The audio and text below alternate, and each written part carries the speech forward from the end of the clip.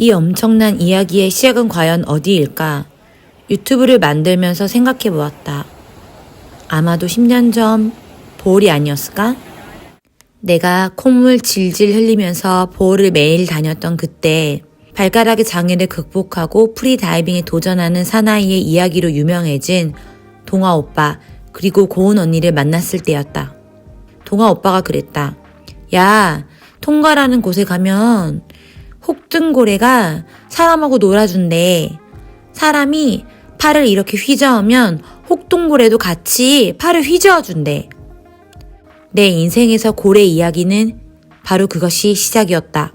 이후 나는 종티모르에서 대왕고래, 노르웨이에서 범고래 촬영을 하였고 언니 오빠들은 보홀에서 가장 큰 리조트를 만들면서 전 세계 다양한 곳에서 혹등고래를 만나는 등 사회 활동을 이어나갔다.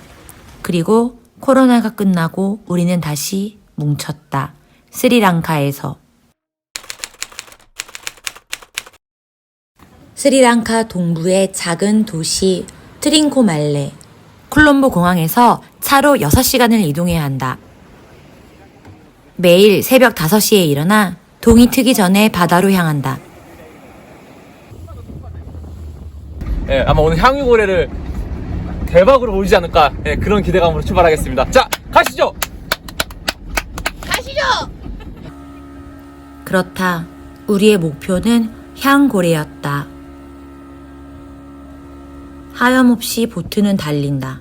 어딘가에서 돌고래 또는 고래가 나왔다는 연락을 받으면 그쪽으로 빠르게 쏜다. 하루 종일 이 과정을 반복해야만 했다. 가끔 보트를 멈춰서 수박과 오렌지 등의 과일을 먹으며 요기를 했다. 첫날 죽은 돌고래 사체를 보았는데 몸이 이제 막 팽창하고 있었고 사체 주변에 기름이 둥둥 떠다녔다. 처음 보는 모습이어서 신기했다. 이때까지만 해도 우리는 몰랐다. 우리에게 어떤 일이 일어날지. 둘째 날이 밝았다. 매일매일 점심에 뭐 먹을지 저녁에 뭐 먹을지 들떠있는 상태로 방에서 밥을 먹자. 내일 저녁 김치찌개 한다. 메뉴를 선정하는데 꽤 많은 열정을 쏟아부었다. 이때까지만 해도 꽤 신났던 것 같다. 나다는 꽤 운전을 잘하는 편이었다. 보트 뒤에 서서 발가락으로 운전을 하고 멀리 바라보며 고래를 찾았다. 그는 20년 넘게 이 일을 했다고 한다. 물이 정말 맑았다. 태어나서 내가 본 물 중에 가장 청명하고 깨끗했다.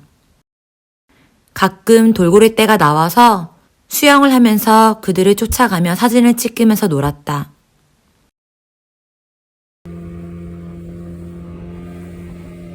둘째 날도 별 수확 없이 일정이 끝났다. 4월 7일 셋째 날, 역시 새벽에 바다를 향했다. 꽤나 익숙해진 우리는 감자를 찌거나 토마토를 준비해서 보트 위에서 아침 식사를 하는 것으로 일정을 시작했다. 나단이 낚시를 해서 큰 물고기를 낚아챘다. 긴급 상황이 생겼다. 고은 언니가 배탈이 난 것이다. 아, 지금 오빠도 같이 가는 거야? 언니 똥 싸는데? 바다에서 꽤 짬밥이 있는 그녀지만 한 번도 물속에서 응아를 한 적이 없다고 했다. 찐사랑이다. 찐사랑이 아니야. 물속에서 똥 쌀 때 옆에 있어주는 남자. 저런 남자를 만나야 되는데. 생각보다 잘 나오는데? 잘 나와. 처음이 어렵지. 이날은 너무 더운 나머지 우리는 수영이나 하자며 바다에 들어갔는데 마침 우리 눈 아래로 청새치가 지나갔다. 이날 몰라도 봤는데 사진을 남기지는 못했다. 4월 8일 넷째 날.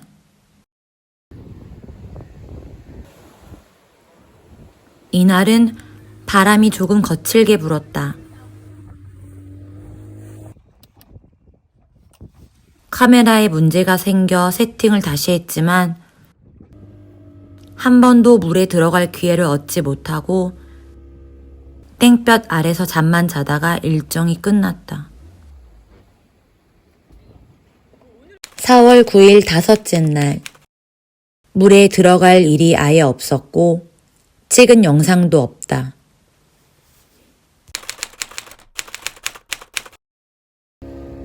보트는 계속 달리고 우리는 하염없이 잠만 잤다.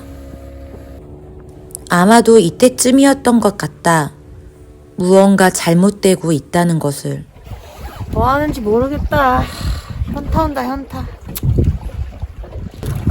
이거는 하드코어 웨일 체이싱입니다. 맨땅에 헤딩하는 기분으로 자 열심히 하고 있습니다. 파이팅! 4월 12일이 밝았다. 이제 우리에게 남은 시간은 며칠 없다.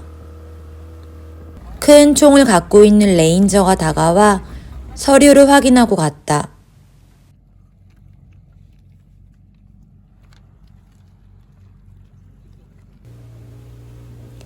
이제는 점점 지쳐만 갔다.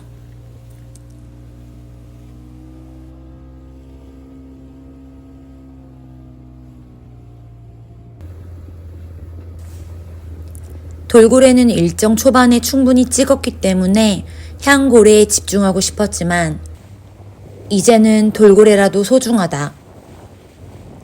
김동식 감독님과 SBS 다큐멘터리 제작팀이 나타났다. 고래를 찍기 위해서.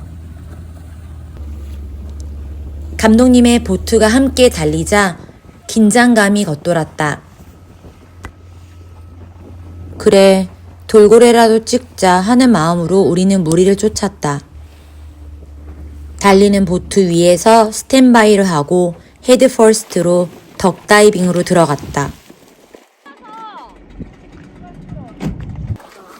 당연히 쉽지 않았다. 여러 차례 입수 시도를 했지만 별다른 수확이 없었다. 보트는 또 그렇게 다른 지역으로 달리고 망망대해에서 특이한 어선을 만났다. 큰 바구니에 치어를 가득 담아서 판매를 하고 있는 어선이었다. 그렇게 7째 날 일정이 끝났다. 4월 13일. 아침부터 해변에 큰 이슈가 있었다.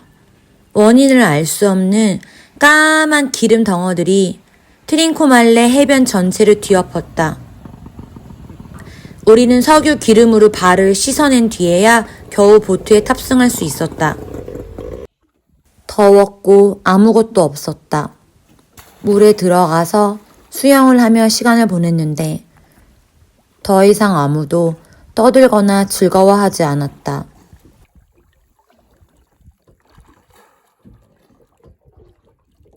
이날은 유일하게 아주 작은 파일피쉬 한 마리만을 봤다.